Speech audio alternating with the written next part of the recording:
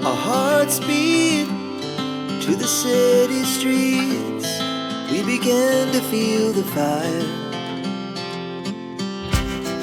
We rise like tall buildings as the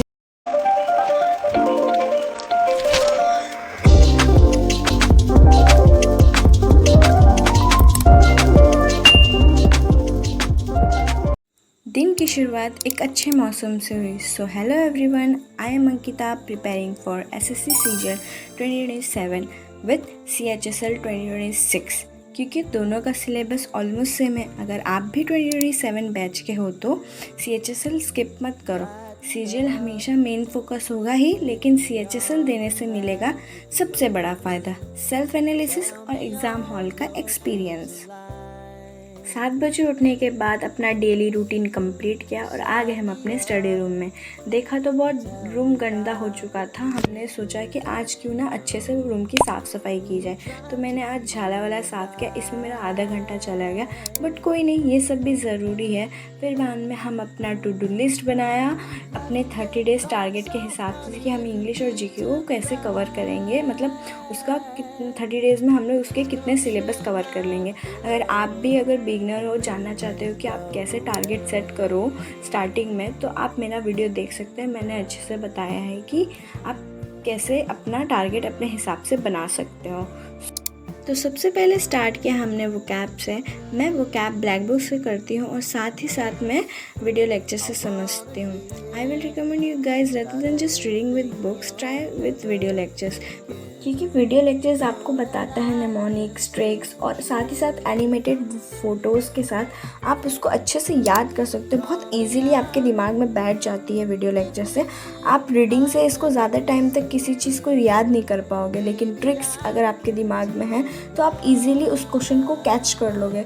सो इसलिए मैं यही रिकमेंड करूँगी कि आप वीडियो लेक्चर ज़रूर प्रीफर करो। और मैं करती हूँ दी स्कॉलर SSC से, फॉर न्यू एडिशन होता है ये, और देसी पढ़ाकू अगर आपके पास ओल्ड एडिशन की ब्लैक बुक है तो। सो फिर बाद में पढ़ने के बाद आप उसको रिवाइज भी करो, अपने हाथ से हाइड करके आंसर देने की कोशिश करो। सो इसी के साथ हमारा वोकैब सेशन कंप्लीट होता है। आज नाश्ते में खीर भी बना था, तो आज तो दिन ही बन गया था। फिर घर का कुछ काम वाम करके लंच किया और दोपहर को इतना मस्त मौसम हो गया था, तो हम एक लंबे से ब्रेक के बाद वापस से आते हैं अपने स्टडी मोड पे और स्टार्ट करते हैं अपना जीके सेशन। मैं अपना जीके में अपना कर रही हूँ एंशिएंट हिस्ट्री, और एंशिएंट हिस्ट्री में हम इंडस वैली सिविलाइजेशन पे हैं। जैसा कि मैंने आपको पिछले वीडियो में बताया कि मैंने सोचा कि आज परमार सर से स्विच करके देखते हैं दूसरे सर से। सो ये सर बहुत अच्छा पढ़ा रहे हैं, मैं इनसे लिंक कर पा रही हूँ, क्योंकि इनके फ़ोटोज़ और वीडियोस से मैं अच्छे से इमेजिन कर पाती, क्योंकि हमारी फ़ोटोग्राफी मेमोरी होती है। जब तक हम कोई चीज़ इमेजिन नहीं कर पाते, हम कोई चीज़ याद नहीं कर सकते।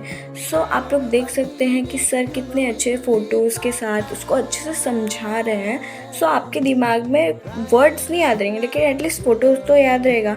सो मेरा टाइमर भी बीच में बंद हो गया था, तो हम लोग 1.5 घंटा ऑलमोस्ट पढ़े थे, तो वापस से स्टार्ट करना पड़ा। अचानक से मेरा टाइमर गिर गया और वो बंद हो गया, मतलब रीस्टार्ट करना पड़ा।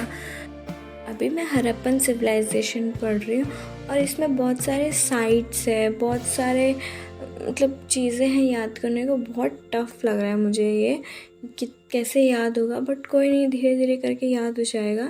मुझे देख रहे हो आप, मैं सब कुछ हाईलाइट कर रही हूँ क्योंकि मुझे सभी इम्पोर्टेंट लग रहे हैं। आई थिंक मुझे हाईलाइट नहीं करना चाहिए था, आप मत करना। अगर आपको इस टॉपिक को रिवाइज़ करना हो ना, तो आप पूरा ये टॉपिक लेके बस रीड करते बैठ जाना। मेरे जैसे ही हाईलाइट मत करना, waste of time and waste of my highlighter. So इसी के साथ हमारा जीके सेशन कंप्लीट होता है अराउंड 2 आवर के स्टडी टाइम में। सो ये है मेरे आज के रीडिंग का पेजेस। तो अभी तक हमने कंप्लीट कर चुका है वोकैब और जीके। अब थोड़े से ब्रेक के बाद ही हम आएंगे, क्योंकि सुबह से मेरा आज सर बहुत दुख रहा था। तो माई ब्रेक मीन्स ईटिंग समथिंग। तो छोटे से ब्रेक के बाद आते हैं हम अपने ग्रामर सेशन पे।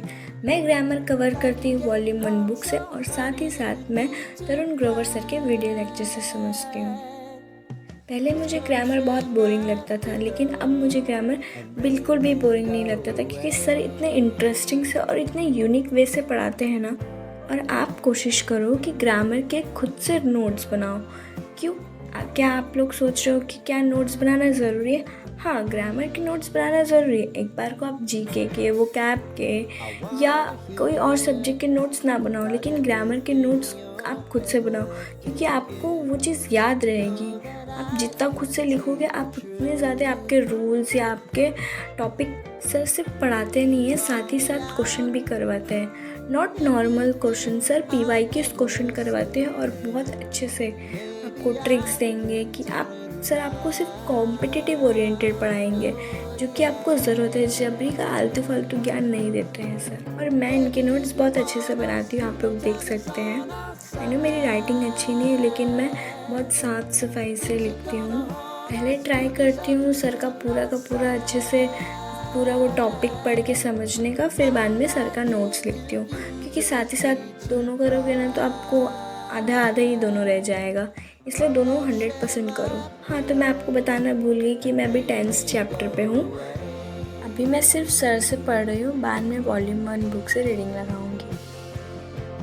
और हाँ, इसी बीच मैं आपको एक बात बताऊँ, CGL और CHSL दोनों एग्ज़ाम्स में इंग्लिश, क्वांट, रीजनिंग और GK कॉमन है। बस CGL का लेवल थोड़ा हाई होता है, इसलिए CHSL देने का फ़ायदा है तो मैं एग्ज़ाम हॉल का एक्सपोजर मिलता है और अपना सेल्फ एनालिसिस भी, मतलब एक तरह से CGL के लिए रिहर्सल है। अगर आप लोग चाहते हैं कि मैं आप लोग के साथ अपनी स्ट्रेटजी शेयर करूं कि मैं कैसे CGL और CHSL को दोनों को टारगेट एक साथ करने वाली हूं, तो आप लोग मुझे कमेंट में बता सकते हैं। सो अराउंड 130+ आवर में हमारा ग्रामर सेशन कंप्लीट होता है।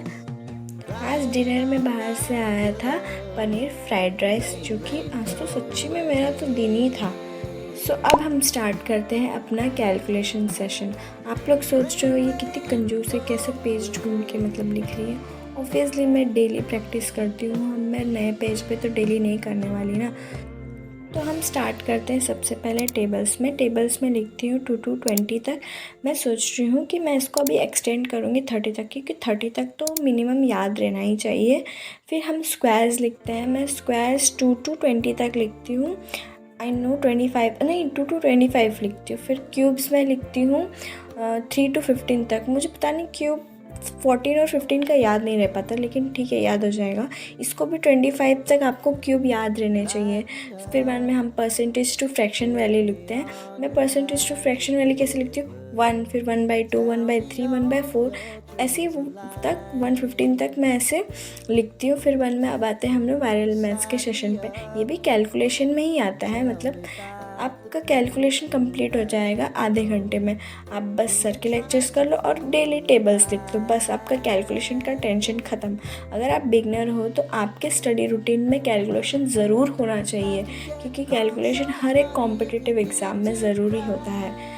सो बस आपको कुछ नहीं करना होता है, बस वीडियो चालू कर दो और अपने दिमाग का पूरा खेल रहता है। बस दिमाग से आप कैलकुलेशन करते जाओ बिना पेन और पेपर के।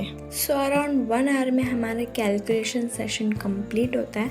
अब आते हैं हम अपने एडिटोरियल सेशन पे, जो कि मैं करती हूँ इंग्लिश बिकम चैम्पियन से। अगर बिगिनर हो और एडिटोरियल करना चाहते हो तो आप लोग एडिटोरियल वीडियो लेक्चर से ही करो। आप डायरेक्टली न्यूज़पेपर लेके बैठ जाओ या न्यूज़पेपर का वेबसाइट ऑन करके बैठ जाओ तो नहीं, आपको ऐसे नहीं समझेगा सर लोग। क्योंकि आपके एडिटोरियल में सिर्फ रीडिंग नहीं होता, आपके एडिटोरियल में वोकैब्स होते हैं, ग्रामर्स के बहुत सारे क्या बोलते हैं कंसेप्ट होते हैं, जो कि आपको एक वीडियो लेक्चर के सर ही बता पाएंगे। इसलिए आप लोग ट्राई करो कि आप लोग वीडियो लेक्चर से ही देखो।